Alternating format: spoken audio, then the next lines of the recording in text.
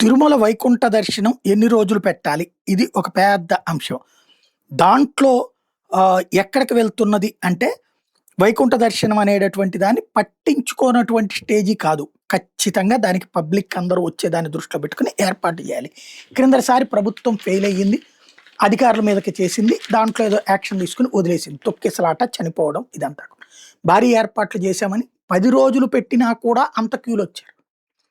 10 రోజుల పాటు వైకుంఠ దర్శనం గతంలో కరుణాకర్ రెడ్డి ఉన్నటువంటి సందర్భంలో అనేక మంది స్వామీజీలను పిలిచి కూర్చోబెట్టి మీటింగ్ పెట్టి వాళ్ళందరిని అడిగితే వాళ్ళు చెప్పినటువంటిది ఏంటంటే, సంప్రదాయం ప్రకారం స్వామివారి నిద్ర అంటే 10 రోజుల కిందకు వస్తుంది, ఒక రోజు నిద్ర అంటే అంటూ దాన్ని లెక్కలు కట్టి ఆ ఆధారంగా 10 రోజుల పాటు ఆహ్, ఉత్తర ద్వార దర్శనం ఉండటం కరెక్ట్ అన్నటువంటిది చెప్పారు. దానికి అనుగుణంగా నిర్ణయం తీసుకున్నారు. 10 రోజులు కావడం వల్ల అనేక మంది, లక్షలాది మంది, ఇప్పుడు ఒక రోజుకి మనం దర్శనం ఎంతమందికి ఇవ్వగలం?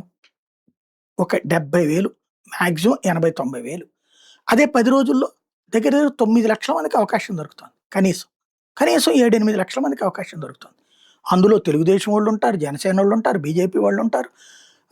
ఏది పోనీ రాజకీయంగా చూస్తే. అదే సమయంలో అనేక మంది భక్తులుంటారు. వీళ్ళు 30% ఉంటే 70% మంది భక్తులుంటారు. మరి అంతమందికి ఒక అవకాశం దొరికింది గదా! దాన్నెందుకు చెడగొట్టుకోవాలా? చేతనైతే దేవుడి సేవని మరో 10 మందికి అదనంగా చేయడం ద్వారా మన పేరు వాళ్ళు చెప్పుకునేటట్టుండాలి. లేదా ఆ పుణ్యం మనకొచ్చేటట్టుండాలి.